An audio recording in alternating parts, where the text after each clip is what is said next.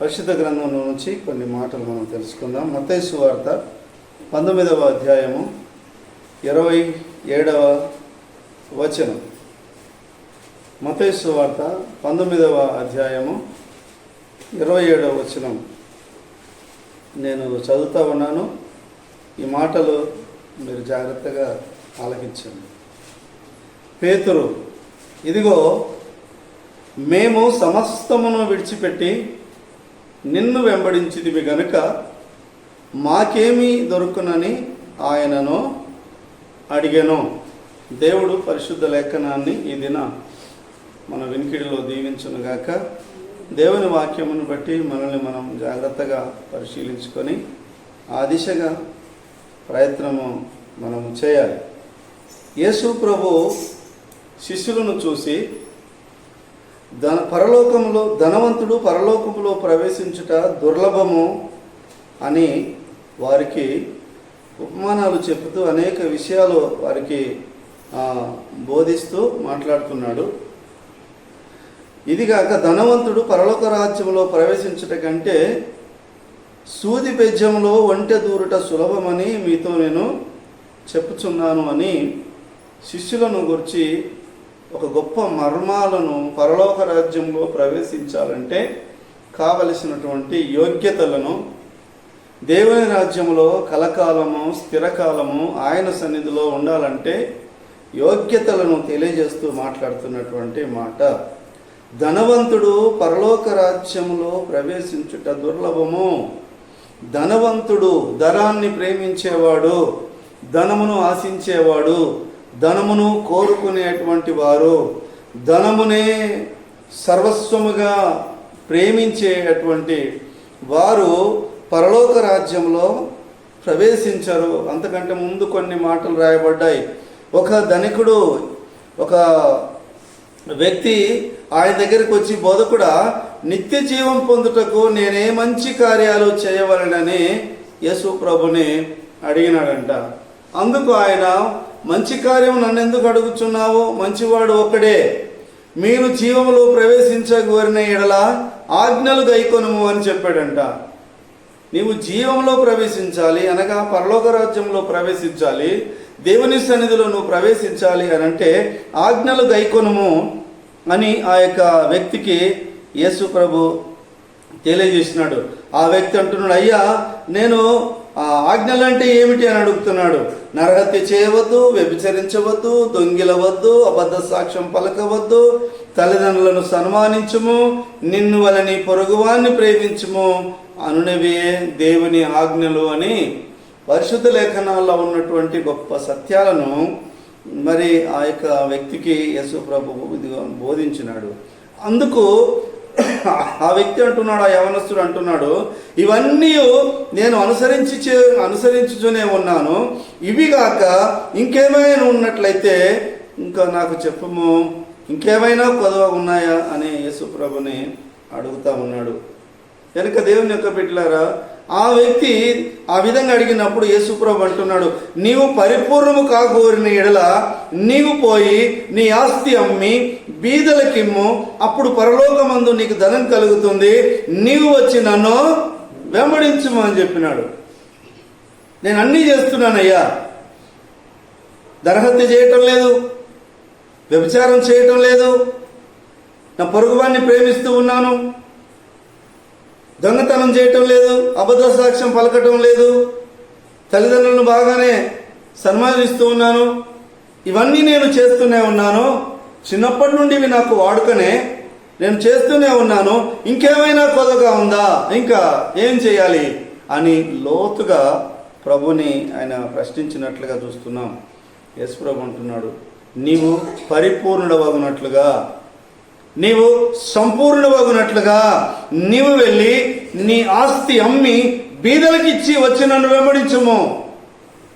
చండి దేవుని బిడ్డలారా, పరిపూర్ణత చెంది ప్రభుని వెంబడించాలంటే ఈ యవనస్తునికి యేసయ్య బోధిస్తున్నటువంటి మాట, మనం కూడా పరిపూర్ణమై ప్రభు పాద సన్నిధానంలో మనం ఉండాలి అని అంటే ఇక్కడ కొన్ని ఉన్నతమైనటువంటి సూత్రాలు మనకు కనబడుతూ ఉన్నాయి. ఆ యవనస్తుడితో అన్నాడు, నీవు నీ ఆస్తి అమ్మి బీదలకిచ్చి నన్ను వెంబడించము, పరలోకమందు నీకు ధనం కలుగుతుంది అని యేసు ప్రభు ఎదుగో మాట్లాడినాడు. అయితే ఆ యవనస్తుడు మిగుల ఆస్తి గలవాడు గనుక ఆ మాట విని వ్యసన పడుచు వెళ్ళిపోయిందంట.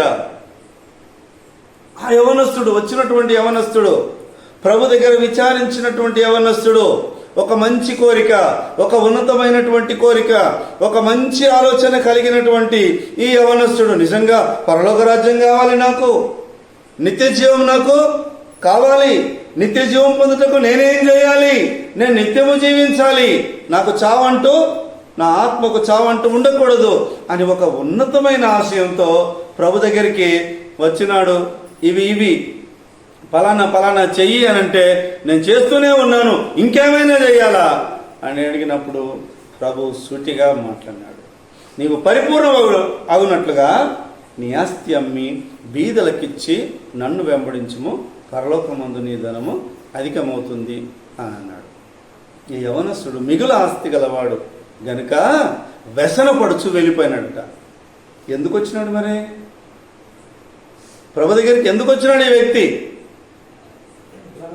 ఎందుకు వెంబడిస్తున్నాడు ప్రభుని? ఎందుకు ఇలాంటి ప్రశ్నలు వేసినాడు ప్రభుని? పైగా నిత్య జీవాన్ని వెతుకుతూ ఉన్నాడు. ఎందుకు? మనం ఎందుకు వెతుకుతున్నాం ప్రభుని? ఎందుకు ప్రార్థనలు? ఎందుకు? అవ్వ బాగుండాలా, బువ్వ బాగా దొరకాలనా? ఏంటిది? దేనికోసం వెతుకుతున్నాం మనం? అది నువ్వు వెతికినట్లయితే ఆ నిత్య జీవమే నీకు కావాలి అని అంటే ఈ జీవితంలో కొన్ని కోల్పోవాలి. నీ ఆస్తి అమ్మి బీదలకిచ్చి నన్ను వెంబడించుమో, అప్పుడు నువ్వు నిత్య జీవానికి పాత్రుడవుతావని యేసు ప్రభు ఆ వ్యక్తికి చెప్పినాడు. నిజంగా ఈ దినాన ఆస్తి అమ్మి ఎదుగో వచ్చి చేసేటువంటి సంపూర్ణులు, పరిపూర్ణులు లేరు. ఎవరు లేరు. ఏ విశ్వాసి లేడు. ఏ సంఘాన వెతికినా కూడా ఇంత లోతైనటువంటి పరిపూర్ణత కలిగినటువంటి వ్యక్తులు కానరావట్లేదు. కనుక దేవుని యొక్క బిడ్డలారా, ఈ వ్యక్తి ఎందుకు వచ్చినాడో సూటిగా ప్రభు సమాధానం చెప్పితే అది గైకొనక, అది అంగీకరించక వ్యసన పడుతూ వెళ్ళిపోతున్నాడు. ఇది నన్ను మనం కూడా ప్రభు వాక్యం వింటున్నప్పుడు సూటిగా గుండెకు గుండు సూది గుచ్చినట్లుగా నీ పాపాన్ని ఎత్తిపట్టి, నీ అవిధేయతను ఎత్తిపట్టి చూపించే మాట నీ మదిలో తాకినప్పుడు నువ్వు వ్యసనపడి వెళ్ళిపోతావు.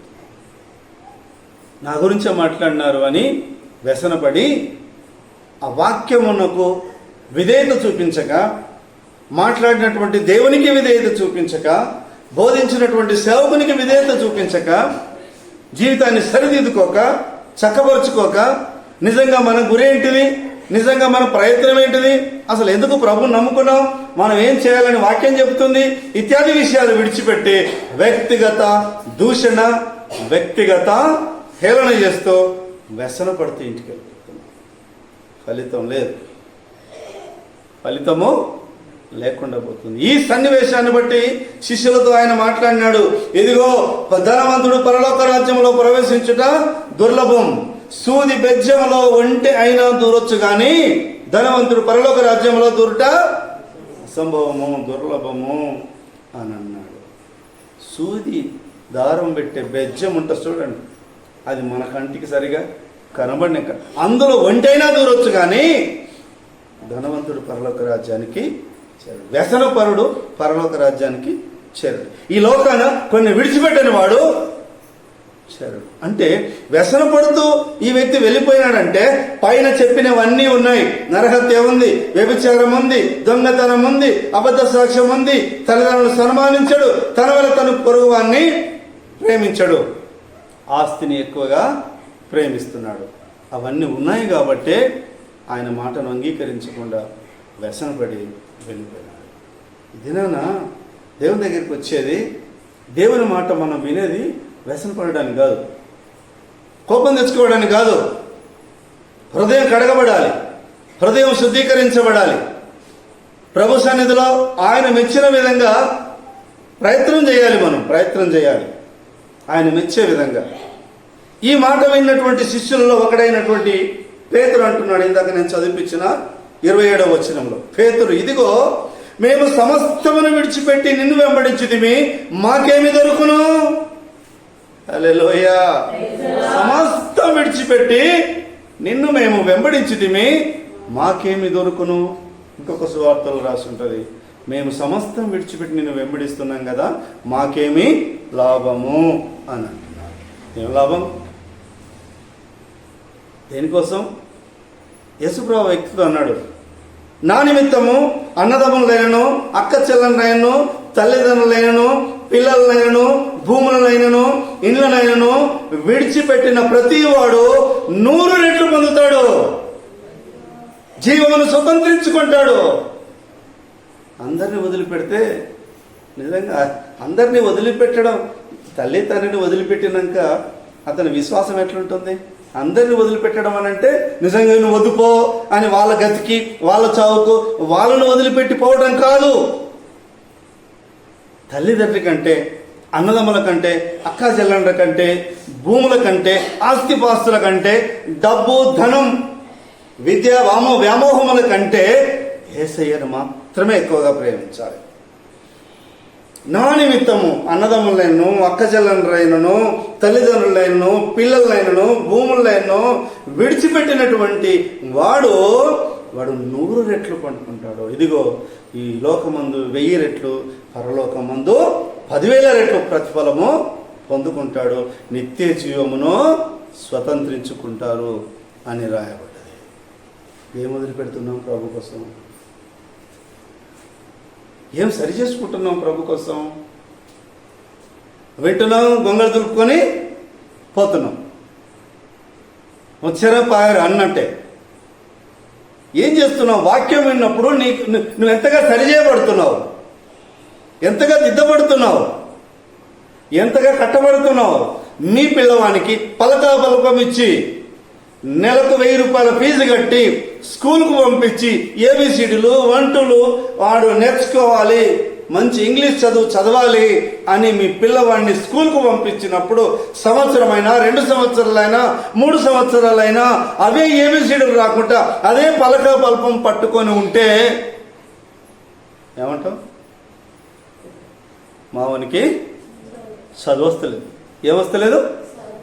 మరి చదువు వస్తలేదా? చదువు చెప్తలేరా? చదువు చెప్తా ఉన్నారు కానీ చదువు రాలేదు. అప్పుడు నువ్వేం చేస్తావు? నీ రియాక్షన్ ఎట్లుంటుంది? పిల్లవాని మీద ఉంటుంది కోపం. తర్వాత సార్లను వెళ్ళి అడుగుతావు, టీచర్స్ని వెళ్ళి అడుగుతావు, ఏం చెప్తున్నావు? మావోడు ఏంది 3 సంవత్సరాలు అదే పలకం పట్టుకొని ఉన్నాడు, వానికి ఏబిసిడీలు రావు, 1 2 రావు, పరిస్థితి ఏంది అని అడుగుతావు. అది చిన్నపిల్లవాని సంగతి పక్కకు పెట్టి, మరి నీ సంగతి ఏంది? ఎన్ని రోజులైంది?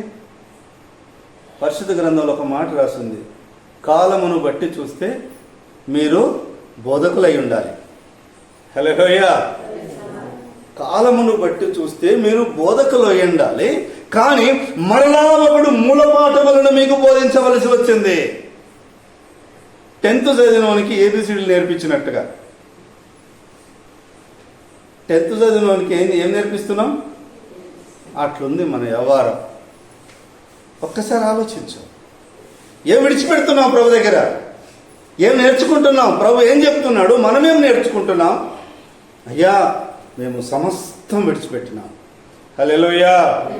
పాట అయితే బాగానే పాడతాం. నాదంటూ లోకానా ఏది లేదయ్యా. అబద్ధం పాటలు అస్సలు పాడదు. లేనప్పుడే ఈ పాట పాడాలి. ఉన్నా నాయి కావయ్యా అనే భావం ఉన్నప్పుడే వాడాలి. నాదంటూ ఏం లేదయ్యా అని అంటావు, ఈ గెట్టు నాదే అంటావు, ఆ ధనం నాదే అంటావు, ఆ కొట్లాట నాదే అంటావు, ఈ సంపద నాదే. నువ్వు పాట పాడేందుకు? ఏంటి వదులుకున్నాం? ఏం నేర్చుకున్నాం ప్రభు దగ్గర? వ్యసనపడి వెళ్ళిపోతున్నావు కదా నాసొంటలను చూసి, దేవుని వాక్యాన్ని చూసి వ్యసనపడి ప్రభు మీద, దేవుని వాక్యం మీద వ్యసనపడుతూ తిరిగి ఇంటికి వెళ్ళిపోతున్నాం. ప్రభా అన్నీ విడిచిపెట్టి నిన్ను మేము వెంబడిస్తున్నాము, మాకేమి లాభం, మాకేం ప్రతిఫలం? హల్లెలూయా. ఎంతటి ధన్యతలు ఇచ్చాడు తెలుసా. ఇదిగో పేతురు ఆ విధంగా అనగానే, ఇదిగో పేతురు పునర్జన్మయందు మనుష్య కుమారుడు తన మహిమ గల సింహాసనాసీనుడై ఉండునప్పుడు నన్ను వెంబడించిన మీరు 12 సింహాసనముల మీద ఆసీనులై ఇజ్రాయేలు 12 గోత్రముల వారికి మీరు తీర్పు తీరుస్తారు. అబ్బా, హల్లెలూయా. ఇక్కడ ఎవరు దేకండి నిన్ను, ఇక్కడ ఎవడు లెక్క చేయడు నిన్ను. ఇక్కడ నీ ఊరు లేదు, నీ అడ్రస్సే లేదు. ఇక్కడ నువ్వెంత జ్ఞానవంతుడవైనా, నువ్వెంత విశ్వాసివైనా, నువ్వెంతటి సంపూర్ణ అయి ఈ లోకంలో జీవించినా నిన్ను ఈ లోకంలో ఎవడు గుర్తుపట్టాడు? నా ఆశంటోళ్ళు. దేవుడు అంటున్నాడు, అయ్యా పునర్జన్మయందు. పునర్జన్మ అంటే ఏంటిది? చచ్చి తిరిగి లేచిన తర్వాత, నేను వచ్చిన తర్వాత ఇజ్రాయేలు 12 గోత్రముల వారికి సింహాసనాసీనుడైన నా యొద్ద ఉండి ఇదిగో 12 గోత్రాల వారికి మీరు తీర్పు తీరుస్తారండి. ఎంత గొప్ప ధన్యత. ఈ లోకంలో ఉన్నదంతా వదిలిపెడితే, ఈ లోకంలో ఉన్నదంతా ఏంటిదట? శరీరాశ, నేత్రాశ, జీవకుటుంబం. ఇవి తండ్రి వలన పుట్టినవి కావు. ఇవి ఎవరైతే ప్రేమిస్తాడో వాడు తండ్రి వలన ప్రేమించబడడు అని వాక్యంలో ఉంది. వీటినే ప్రేమిస్తున్నాం. ఏం వదిలిపెట్టట్లేదు మనం, ఏదీ వదిలిపెట్టలేదు. సమస్తం విడిచిపెట్టి, అంటే నీ ఆస్తిపాస్తులు అమ్ముకొని నిజంగా ఇప్పుడు ఈ పత్యపూర్లో ఉన్న ఈ సంఘములో ఉన్నటువంటి నీ ఆస్తిపాస్తిని వదిలిపెట్టి శిపపట్టుకొని అడుక్కొని తినమనట్లేదు. కానీ నీ హృదయ సంబంధించిన ఆ వ్యాధి, హృదయ సంబంధించిన ఆ కఠినత్వం, హృదయ సంబంధించినటువంటి ఆ అసూయ, ఆ వేదన, విసుగు, ఇవి వదిలిపెట్టాలంటున్నాడు. నీ కుటుంబం పట్ల, నీ చుట్టూన్న వారి పట్ల, నీ సంఘంలో, సమాజంలో నిన్ను చూస్తున్న ప్రజల పట్ల ఏం వదులుకొని ఆయన మనం వెంబడిస్తున్నాం. ఒక్కసారి నిన్ను జాగ్రత్తగా ఎదుగు పరిశీలించుకోవాలి. ఏం వదిలిపెట్టి దేనికోసం ప్రయాసపడుతున్నాం? నీ ప్రయాసం వ్యర్థం కాకుండా ఉన్నట్లుగా నిజంగా ఈ లోకాన్ని విడిచి నిజంగా ప్రభు పాద సన్నిధానంలో ఆ పరలోక రాజ్యంలో ఇదిగో నేను ఉండాలన్న ఆశ, ఆ నిత్యత్వంలో నేను ఉండాలి, ఆ నిత్య జీవమును నేను స్వతంత్రించుకోవాలి అనే ఒక్క ఆశ ఉంటే ఈ లోకాన ఏది ఉన్నా అది బూడిదతో, పెంటతో సమానంగా ఎంచుకుంటాం. అది దుమ్ము, ధూళితో సమానంగా ఎంచుకొని దైవికమైన ఆజ్ఞను హెచ్చరికగా తీసుకొని వాటిని ప్రేమించక నిన్ను రక్షించిన నీ రక్షకుడైన యేసయ్యని ప్రేమించి ఆయన అడుగుజాడల్లో నీవు నడుస్తావు. చూడండి, ఇంకొక మాట మనం చూసుకుందాం. హిజ్కియా గ్రంథం, యెషయా గ్రంథం 38వ అధ్యాయము. యెషయా గ్రంథం 38వ అధ్యాయము 3వ వచనం చదవండి. నేను చదువుతున్నాను, విందాం. యెషయా గ్రంథం 38వ అధ్యాయం 3వ వచనం. యెహోవా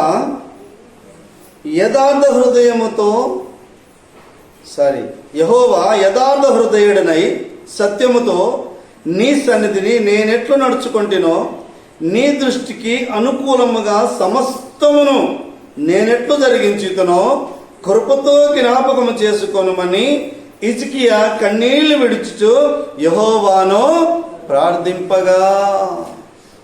హల్లెలూయా. కన్నీళ్ళు తన్నుకొస్తాయి. మనం పండుగకు చీర లేకుంటే, కొత్త బట్టలు లేకుంటే, చేతికి తీరొక్క గాజు లేకుంటే, డబ్బు పెట్టెలో డబ్బు లేకుంటే, సమయానికి నీకేది అనుకూలంగా లేకుంటే ఏడుపు ఊరికే వచ్చేస్తుంది. ఈ హిజ్కియా దేవుని సన్నిధిలో కన్నీరు గార్చి ప్రార్థన చేస్తున్నాడు. హిజ్కియాకు మరణకరమైనటువంటి రోగం వచ్చింది. ప్రవక్త అయినటువంటి ఆమోజు కుమారుడైన యెషయా ఆయన దగ్గరికి వచ్చి, హిజ్కియా నువ్వు చనిపోతున్నావు, నువ్వు బ్రతకవు, నీ ఇల్లు చక్కబెట్టుకో అని ప్రవక్త అయినటువంటి యెషయా హిజ్కియాను హెచ్చరిస్తున్నాడు. నిజంగా ఆయుష్ దగ్గర పడ్డది, నూకలు దగ్గర పడ్డాయి అన్నట్టు. నువ్వు చచ్చిపోతావు హిజ్కియా, నీ ఇల్లు చక్కబెట్టుకో, నువ్వు బ్రతుకో అని అన్నాడు. వెంటనే ఈ హిజ్కియా భయపడలేదు, కానీ మరణానికి భయపడలేదు, కానీ దేవుని తీర్పుకు భయపడ్డాడు. దేవుని ఎదుటకు వచ్చాడు. వెంటనే గోడ వైపు తిరిగి తన ముఖం గోడ వైపు తిప్పి దేవునితో మాట్లాడుతున్నాడు. అయ్యా, యథార్థ హృదయముతో సత్యముతో నీ సన్నిధిని నేనెట్లు నడుచుతినో నీకు నీ దృష్టికి అనుకూలమైనది సమస్తము నెరవేర్చి ఏ విధంగా జరిగించితినో ఒక్కసారి అది జ్ఞాపకం చేసుకో ప్రభు అని కన్నీరు గార్చి ప్రార్థన చేస్తున్నాడు. అక్కడ సమస్తం విడిచిపెట్టి యేసయ్యను వెంబడించినారు. ఇక్కడ సమస్తము నెరవేర్చినాడు. దేవుడు చెప్పింది సమస్తము నెరవేర్చాను. అయ్యా, సత్యముతో నేను ఎట్లా ప్రవర్తించినానో ఒకసారి జ్ఞాపకం చేసుకొని కన్నీళ్ళు విడిచి యేసయ్య దగ్గర ప్రార్థన చేస్తున్నాను. నిజంగా రోధిస్తున్నాం.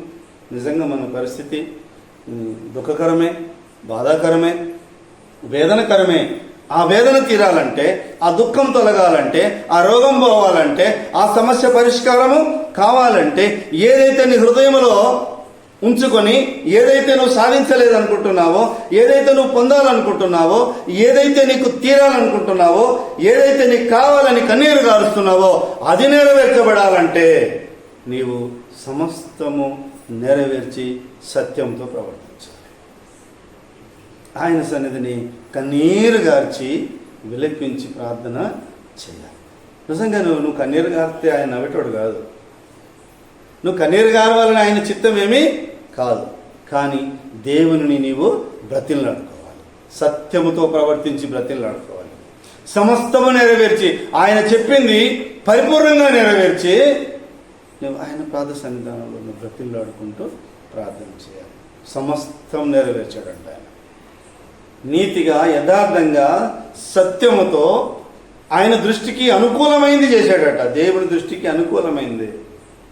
దేవుడు ఏదంటే అది చేసినాడు. దేవుని చిత్తం సంపూర్ణంగా నెరవేర్చినాడు. లేదు, మనమైతే మన దృష్టికి అనుకూలమైందే చేసుకుంటాం.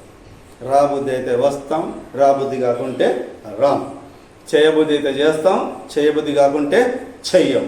వస్తే వస్తాం, లేకుంటే లేదు. అయితే ఆర్కట్, పోతే మార్కెట్. మనల్ని అడిగే రాజు లేడు, మంత్రి లేడు. మనకు మనమే రాజు, మనకు మనమే మంత్రి. ఒక కట్టడ లేదు, ఒక నియమం లేదు, ఒక భయం లేదు, ఒక భక్తి లేదు. ఇష్టారాజ్యంగా మెదులుతూ కష్టం వచ్చినప్పుడు కన్నీరు గారిస్తే ఆయన అన్నాడట, నేను చెప్పినప్పుడు మీరు నా మాట వినలేదు కాబట్టి మీరు చెప్పినప్పుడు నేను చెవులు మూసుకుంటాను. నేను పిలిచినప్పుడు మీరు పలకలేదు కాబట్టి మీరు పిలిచినప్పుడు నేను పలకను. నేను చూసినప్పుడు మీరు చూడలేదు కాబట్టి మీరు చూసేటప్పుడు నేను మిమ్మల్ని చూడను అని అంటున్నాడు. కనుక దేవుని యొక్క బిడ్డలారా, దేవుని సన్నిధిలో ఆయన మాట్లాడుతున్నప్పుడు ఆయన మాట సంపూర్ణంగా విని అది పరిపూర్ణంగా నెరవేర్చి ఆయన దృష్టికి అనుకూలమైంది చేయాలి. మన దృష్టికి అనుకూలమైంది ఎప్పుడు చేయకూడదు. మన దృష్టికి మనకు నచ్చింది మనం చేసినట్లయితే అది నీకే కొంతవరకు ప్రయోజనం కావచ్చు, కానీ అది సంఘ సమాజానికి ప్రయోజనకరమైనటువంటిది కాదు. ఆయన దృష్టికి అనుకూలమైంది ఇదిగో మనము చేయాలి. ఆయన దృష్టికి సత్యముతో అనుకూలంగా, ఆయన దృష్టికి అనుకూలమైంది యథార్థంగా ఆయన చేసి కన్నీళ్లతో ప్రార్థన చేస్తే మరలా ఏ మరణ వార్తనైతే ప్రకటించినాడో ఆ ప్రవక్త మరలా తిరిగి వచ్చి దేవుడు ఆయనకు బోధించగా మరలా తిరిగి వచ్చి హిజ్కియా, నీవు కన్నీళ్లు విడిచట నేను చూసి తిని నీ ప్రార్థన నేను అంగీకరించి ఉన్నాను, ఇంకా 15 సంవత్సరాలు ఆయుస్సు నీకు ఇస్తానన్నాడు. హల్లెలూయా. కన్నీళ్లు విడిచుట దేవుడు చూస్తాడు. నీ కన్నీళ్లు సత్యముతో రావాలి. ఆ కన్నీళ్లు యథార్థంగా కార్చాలి దేవుని దగ్గర. ఆయన దృష్టికి అనుకూలమైంది చేసి దుఃఖపడుతూ వేదన పడుతూ ఆయన దగ్గర నీ పాపమును ఒప్పుకొని ఆయన దగ్గర నువ్వు ప్రార్థన చేస్తే తప్పకుండా నీ కన్నీరు చూస్తాడు ఆయన. హిజ్కియా నువ్వు కన్నీరు విడిచని నేను చూశాను.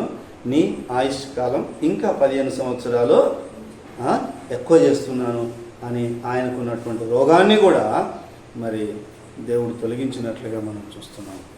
హలో, నెరవేర్చినావా? ఆయన ఒకటన్నా నెరవేర్చినావా? ఆయన చెప్పిన వాగ్దానాలలో ఒకటి నెరవేర్చినావా? ఆయన చెప్పినటువంటి సమస్తం నువ్వు కన్నీళ్ళు విడిచిన ఆయన వినడు. నువ్వు ప్రార్థన చేసిన ఆయన వినడు. సమస్తం నెరవేర్చి అనుకూలంగా ఆయన దృష్టికి నడిచినప్పుడు నీ ప్రార్థన దేవుడు తప్పకుండా వింటాడు. కావున దేవుని యొక్క బిడ్డలారా, హిజ్కియా వలె నువ్వు సమస్తం నెరవేర్చు. పేతురు వలె సమస్తము విడిచిపెట్టి ఆయనను వెంబడించు. అప్పుడే నిత్య జీవాన్ని స్వతంత్రించుకుంటావు. అప్పుడే మరణాన్ని జయించగలుగుతావు. అప్పుడే కష్టాలను, ఇబ్బందులను నువ్వు జయించగలుగుతావు. ఏదైనా ఒక ఫోన్ కాల్ నాకు, అన్నా ఎంత చేసినా కూడా 10 రూపాయలు సంపాదిస్తే 13 రూపాయలు ఖర్చు అయిపోతుందన్నా అంటే ఈ 3 రూపాయలు ఎక్కడి నుంచి వస్తున్నాయి? 10 రూపాయలు సంపాదించితే 13 రూపాయలు ఖర్చు అవుతున్నాయన్నా, మా కొరకు ప్రార్థన చేయండి, చేస్తా. నేనన్నా, అమ్మ 10 రూపాయలు సంపాదించారు, 13 రూపాయలు ఖర్చు అవుతున్నాయి, మరి ఈ 3 రూపాయలు ఎక్కడి? మీరు చెప్తారా? లెక్కలు రా అమ్మా, చెప్పమ్మా. తెలిసింది అప్పు తెచ్చింది. ఎక్కడి? నేను ఇస్తానా ఫ్రీగా? నువ్వేమి ఇస్తావా? 10 రూపాయలు సంపాదిస్తే 13 రూపాయలు ఖర్చు అవుతున్నప్పుడు ఈ 3 రూపాయలు ఎక్కడి? అప్పు. నేను ఒక్కటే అన్నా, మీకు కూడా విసుగు పుట్టించే మాట, వాళ్ళకు క్షేమకరమైన మాట నేను మాట్లాడా. 10 రూపాయలు నీకు ఇచ్చినప్పుడు 1 రూపాయి పక్కకు పెట్టు, 14 రూపాయలు ఇస్తాడు దేవుడు నీకు. హల్లెలూయా. అది పెట్టు ఫస్ట్. చేత కాదు, విసుగు, సరిపోతాం. అయ్యగారు మంచిది, అలా చేస్తాం. దేవుని బిడ్డ ఆలోచించుకో. ఆయన దృష్టికి సమస్తం నెరవేర్చినప్పుడు నీ ప్రార్థన తప్పకుండా వింటాడు.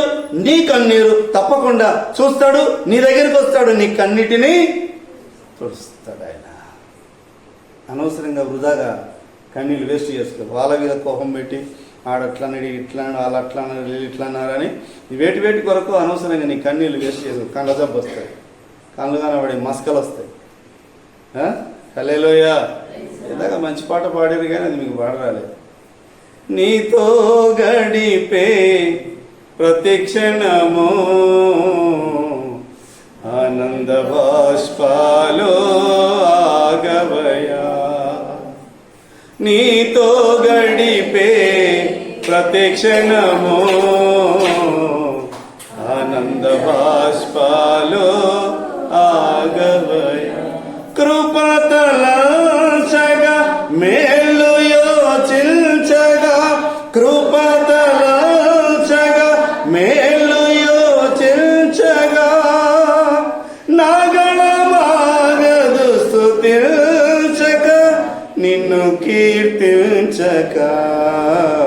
యేసయ్యా యేసయ్యా నా యేసయ్యా, యేసయ్యా యేసయ్యా నా యేసయ్యా. ఆయనతో గడిపే ప్రతి క్షణం కన్నీరాదు. ఈ కన్నీరు రోగం కొరకు, బాధ కొరకు వచ్చింది కాదు, ఆనంద బాష్ప.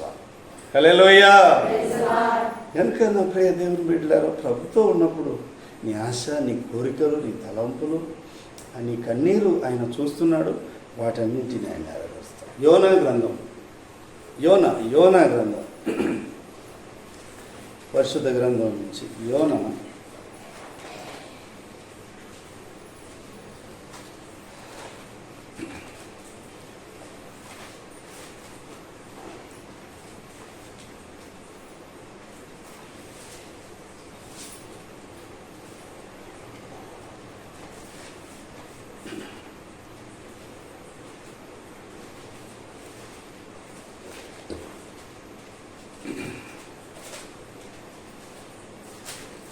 యోనా 3వ అధ్యాయము.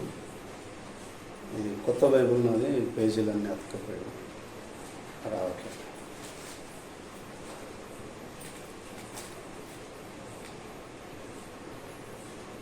సార్ తీశారా? యోనా గ్రంథం 3వ అధ్యాయం 9వ వచనం చదవండి.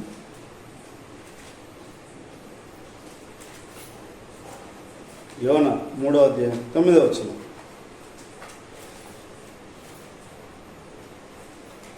చదవండి, తీసిన వాళ్ళు చదవండి.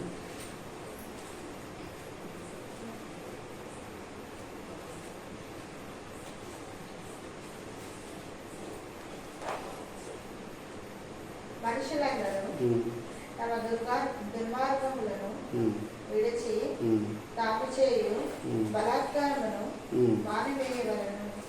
మనుషులేమి పశువులేమి సమస్తమును గోనెపట్ట కట్టుకొనవలెను.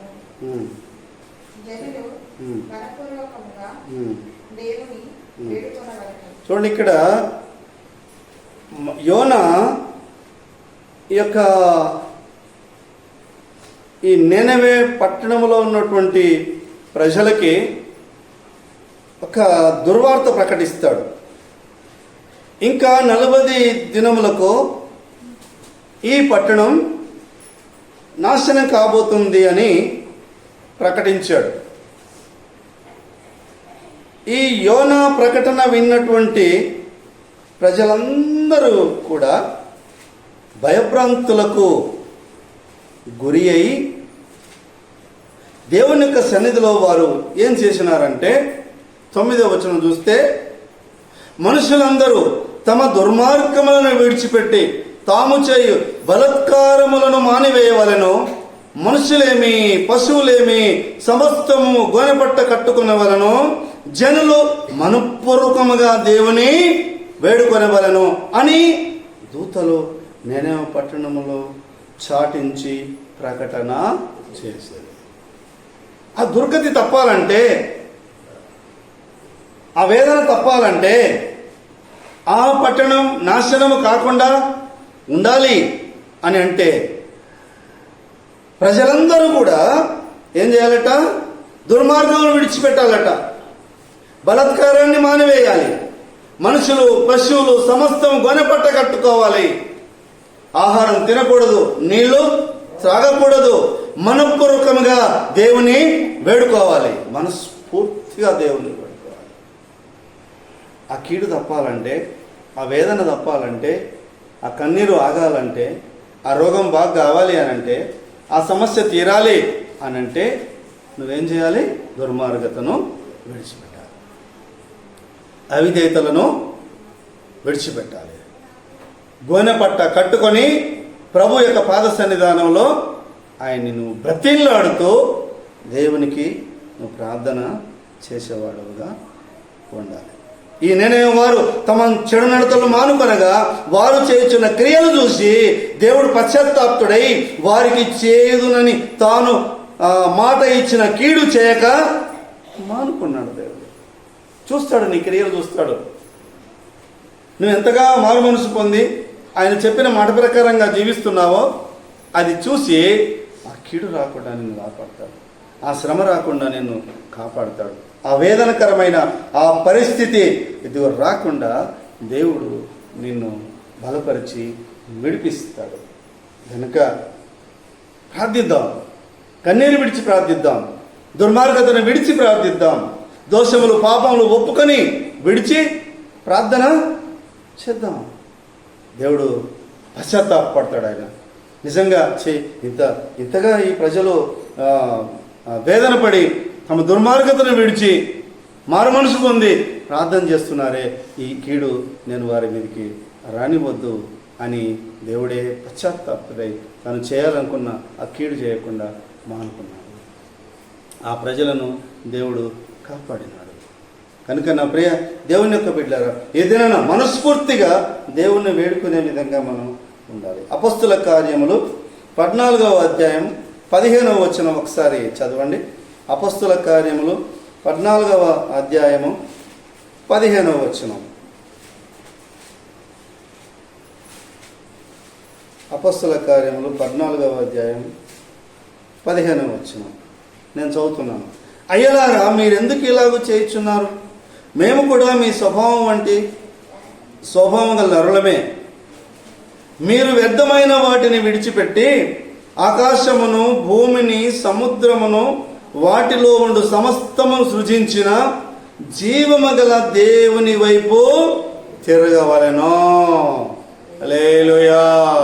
వ్యర్థమైన వాటిని విడిచిపెట్టి, వ్యర్థం, ఈ లోకమంతా వ్యర్థం, ఈ లోక నటనంతా వ్యర్థం, ఈ లోక సంపద అంతా వ్యర్థం, ఈ లోక సంబంధించిన పేరు ప్రఖ్యాతలన్నీ కూడా వ్యర్థం. ఈ వ్యర్థమైన దాన్ని మీరు విడిచిపెట్టి ఆకాశానికి, భూమికి ఏ దేవుడైతే ఉన్నాడో ఆ దేవుని మీరు మనస్ఫూర్తిగా, ఆ జీవం గల దేవుని వైపు మీరు తిరగండి. ఆకాశాన్ని సృజించినవాడు, భూమిని సృజించినవాడు, సముద్రమును సృజించినవాడు, సమస్తమును సృజించిన జీవము గల దేవుని వైపు నీవు తిరిగినట్లయితే ఇక నిన్ను మరణమేలదు, ఇక నిన్ను రోగము నీ దరికే రాదు. శాంతి, సమాధానం, కృపా, క్షేమములు సర్వసమృద్ధిగా ఎద్దుగా వస్తాయి. గనుక నా ప్రియ దేవుని యొక్క బిడ్డ, జీవము గల దేవుని తట్టు నువ్వు తిరగాలి. మనస్ఫూర్తిగా, హృదయపూర్వకంగా ఆయన్ను వేడుకోవాలి. మారు మనసు పొంది పశ్చాత్తాపముతో నీ పాపములు దొడుపుకొని దుర్మార్గతను విడిచి నువ్వు మంచి క్రియలు దేవుడు చూసేటట్లుగా, దేవునికి కనబడేటట్లుగా ఆ మంచి క్రియలు నువ్వు చేసినప్పుడు నువ్వు నీ కుటుంబం దేవుని యొక్క సన్నిధిలో దాచబడుతుంది, దేవుని యొక్క సన్నిధిలో కాపాడబడతారు. అంత మాత్రమే కాదు, నీవు నీ కుటుంబం జీవమును స్వతంత్రించుకుంటారు. కనుక అయ్యా, సమస్తం విడిచిపెట్టి నిన్ను వెంబడిస్తున్నాం, మాకేం ప్రతిఫలం దొరకను, మాకేమి లాభము అని నువ్వు అనగలిగితే, సమస్తం విడిచిపెట్టి సమస్తం నీకు అనుకూలమైనది నేను జరిగిస్తూ సత్యంతో నడుస్తున్నాను ప్రభా, మారు మనసు పొంది ఆ చెడు క్రియలు మానుకొని ప్రభా ఇదిగో నీ దృష్టికి అనుకూలమైనది నేను చేస్తున్నాను, జీవగల దేవా నీ వైపు నేను తిరుగుతున్నాను అని నువ్వు దేవుణ్ణి ప్రశ్నించిన ఎడల ఆయన అంటాడు, ఇదిగో నీవు జీవమును స్వతంత్రించుకుంటావు. ఇహలోకమందు 1000 రెట్లు, పరమందు 10,000 రెట్లు నీకు ప్రతిఫలం ఉంటుంది అని ప్రభు వాగ్దానం చేస్తున్నాడు. కనుక ఈ లోకంలో ఉన్నది దేనిని ప్రేమించక, ఏది నీతో రాదు. ఈ లోకంలో ఉన్నదంతా ఇక్కడ వదిలిపెట్టాల్సింది. పూచిక పుల్లైనా నీతో రానివ్వరు,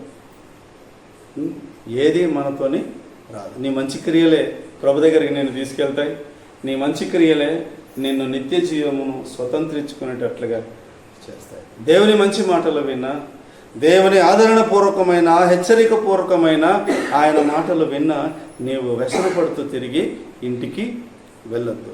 కష్టపడితే కష్టానికి ఫలితం ఆశిస్తాం, వింటే నీ ఆత్మీయ జీవితం వర్ధిల్లేటట్లుగా, నీ ఆత్మీయ జీవితం క్షేమకరమైనటువంటి మార్గంలో నడిచేటట్లుగా నిన్ను నీవు ఆయన వాక్యం ఎదుట పరిశీలించుకున్నప్పుడే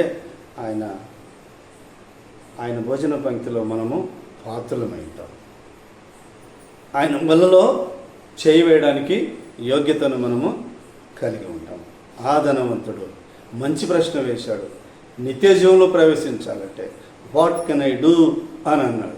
యేసయ్య లోతైన విషయాలు చెప్పేసరికి ఇవి నా వల్ల కావు, ఆ ధనాన్ని నేను విడిచిపెట్టా, ఆ పాపాన్ని నేను విడిచిపెట్టా, ఆ లోకాన్ని నేను విడిచిపెట్టా అని వ్యసన పడుతూ ఇంటికి తిరిగి వెళ్ళిపోయినాడు. వ్యసనంతో ఇంటికి వెళ్ళకు, ఆత్మ సంబంధమైన ఆశీర్వాదం పొందుకొని ఇంటికి వెళ్ళు. దేవుడు నాతో మాట్లాడినాడు అన్న ఆ ఫీలింగ్తో, ఆ ఆత్మీయ అనుభవంతో నువ్వు వెళ్ళాలి. కనుక నా ప్రియ దేవుని యొక్క బిడ్డలారా, సమస్తము సృజించిన ఆ జీవము గల దేవుని వైపు మనము తిరుగుదాం. ప్రార్థన చేసుకుందాం, మోకరిద్దాం, ప్రార్థనలో ఏకీపిద్దాం. నేను చిన్న ప్రార్థన చేస్తాను. ప్రార్థన. జీవం కలిగిన తండ్రి, సర్వశక్తిమంతుడా, సర్వోన్నతుడైన యేసయ్య, నీకే వందనాలు, కృతజ్ఞతాస్తుతులు చెల్లిస్తున్నాము. జీవం కలిగిన తండ్రి, నిత్య జీవపు ఊటలు కలిగిన యేసయ్య, నీకు వందనాలు. అయ్యా, నిన్ను వెంబడించేటువంటి వారికి ప్రతిఫలం ఏమి అని స్పష్టంగా నాతో మాతో సూటిగా నీ వాక్యంలో నుండి మీరు మాట్లాడినారు ప్రభా. యేసయ్య నీకు వందనాలు, కృతజ్ఞతాస్తుతులు చెల్లిస్తూ ఉంటున్నాము. జీవం కలిగిన తండ్రి, సమస్తం విడిచిపెట్టినటువంటి వారు నిత్య జీవను స్వతంత్రించుకుంటారని చెప్పావు తండ్రి, నీకు వందనాలు. ఆ ధనవంతుడైతే ధనాన్ని విడిచిపెట్టక, లోకాన్ని పాపాన్ని విడిచిపెట్టక తండ్రి వ్యసనపరుడై తిరిగి వెళ్ళాడు తండ్రి, నీకు వందనాలు. నీ వాక్యం విన్న మేము తండ్రి లోకాన్ని, లోకంలో ఉన్న పాపాన్ని, లోకంలో ఉన్న ధనాన్ని ప్రేమించక ప్రభా నిత్య జీవము కలిగిన నిన్ను వెంబడించుటకు సమస్తం ఉపేక్షించుకొని మా సిలువనెత్తుకొని నిన్ను వెంబడించే కృప మా అందరికీ దయచేయండి. హిజ్కియా కన్నీరు కార్చగా సమస్తము నెరవేర్చిన వాడుగా, అయా సత్యముతో యథార్థంగా ప్రవర్తించిన వాడుగా నీ ఎదుట ఉన్నాడు. హిజ్కియాకు 15 సంవత్సరముల ఆయుష్కాలాన్ని పెంచావు ప్రభా. అతడు కలిగినటువంటి రోగాన్ని కూడా మీరు తొలగించినారు తండ్రి. నేనేమో పట్టణస్తులు తండ్రి మారు మనసు పొంది అయా వారు చెడు నడతలను మానుకొని కన్నీరు గార్చి గోనె పట్ట కట్టుకొని ఉపవాసించి ప్రార్థించగా చేయుదునన్న కీడు చేయక మానుకున్నావు తండ్రి, నీకు వందనాలు. ఆకాశమును సృజించిన దేవుడు, భూమిని సృజించిన దేవుడు, సముద్రమును సమస్తము సృజించిన జీవము గల దేవుడు అయిన నీ వైపు తిరగాలన్నావు ప్రభా. మేము మీ వైపు తిరగటకు సహాయం చేయండి. నీ కృప, నీ దయ, నీ వాత్సల్యతను మాకు సమృద్ధిగా అనుగ్రహించి మమ్మల్ని ఆశీర్వదించాలి. ఇదిగో సమస్తం విడిచిపెట్టి మేము నిన్ను వెంబడిస్తున్నాం, మాకేం ప్రతిఫలము కలుగుతుంది అని ఆశతో నీ తట్టు ఎదురు చూసే విధముగా మమ్మల్ని మేము త్యజించుకొని సమస్తమును విడిచిపెట్టి నిన్ను వెంబడించి ఆ నిత్య జీవాన్ని స్వతంత్రించుకునే వారిగా మమ్మల్ని ఆశీర్వదించి, దీవించి, బలపరిచి మహిమ పొందమని మమ్మను మేము మీ చేతులకు సంపూర్ణంగా అప్పచెప్పుకుంటూ యేసయ్య నామమున ప్రార్థించి వేడుకుంటున్నాము తండ్రి. ఆమేన్.